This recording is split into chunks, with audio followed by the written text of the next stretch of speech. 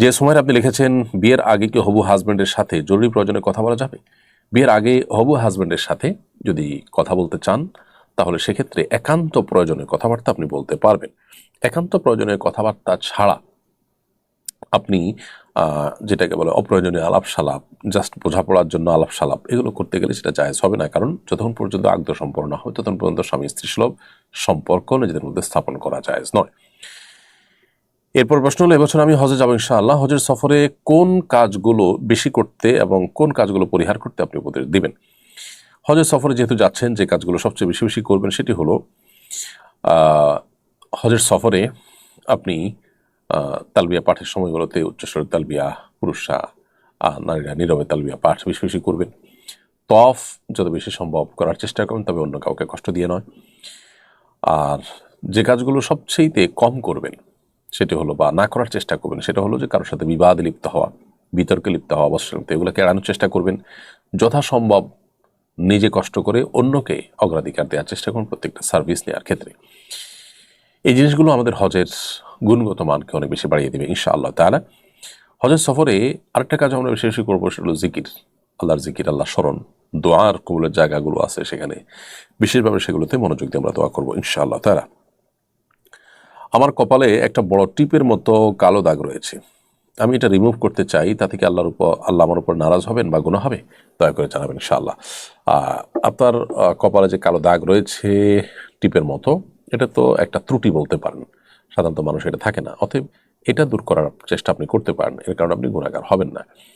যদি সৃষ্টিতে ইচ্ছাকৃত কোনো পরিবর্তন আনা হয় শোভাবর্ধনের নামে বা এই জাতীয় কোনো কিছুতে, তাহলে সেটা না জায়েজ। কিন্তু এই জাতীয় জিনিস যেটা সৃষ্টিগত ত্রুটি বলতে পারেন বা জন্মগত ত্রুটি বলতে পারেন, সেটা দূর করার জন্য আপনি এরকম সার্জারি বা কোনো কিছু করতে পারেন, কোনো অসুবিধা নেই।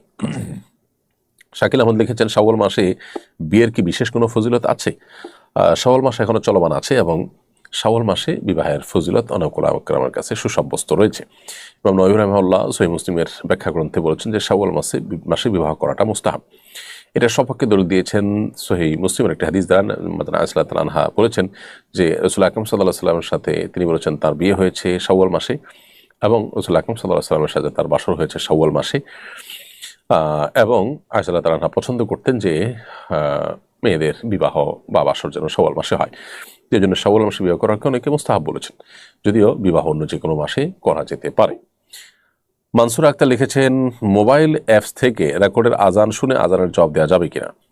আমি দেশের বাইরে থাকি, তাই মোবাইলের রেকর্ডের আজান শুনে আজানের জবাব দেই। রেকর্ডেড আজান শুনে আপনি আজানের জবাব দিবেন না, তবে লাইভ আজান শুনে আজানের জবাব দিতে পারেন। সেটার বিভিন্ন রেডিওর মাধ্যমে হতে পারে বা অন্য কোনো উপায় হতে পারে, সেটা দিয়ে আপনি রেকর্ডেড আজান এর জবাব দিতে পারবেন। নাইম হোসেন লিখেছেন, বিয়ের 1 মাস পর স্ত্রী অন্তঃসত্ত্বা হয়েছে, লজ্জার কারণে সে এই সন্তান রাখতে চায় না, এ বিষয়ে আপনার নসিহত কি হবে? প্রথম কথা হলো যে এইরকম লজ্জা ইমানের অঙ্গ নয় যে লজ্জার কারণে মানুষ গুনাহের দিকে ধাবিত হতে হবে। সন্তান মাতৃগর্ভে আসার পর, কনসিভ হওয়ার পর সেটা নষ্ট করা গুনাহের কথা। এটা গুনাহ, লজ্জা নষ্ট করা জায়েজ নয়। লজ্জার অজুহাতে এটা নষ্ট করা আরো গর্হিত কথা।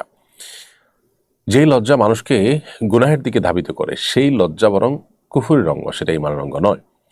যেই লজ্জা আমাদেরকে অশ্লীলতা, মন্দ, গুনাহের পথ থেকে বিরত রাখে, সেই লজ্জা ইমানের অঙ্গ। বিধায় আমাদেরকে এই ব্যাপারে সতর্ক থাকতে হবে। কেউ যেন তথাগত লজ্জা, মানুষ কি বলবে, এ সমস্ত কারণে আল্লাহকে যেন আমরা নারাজ না করি।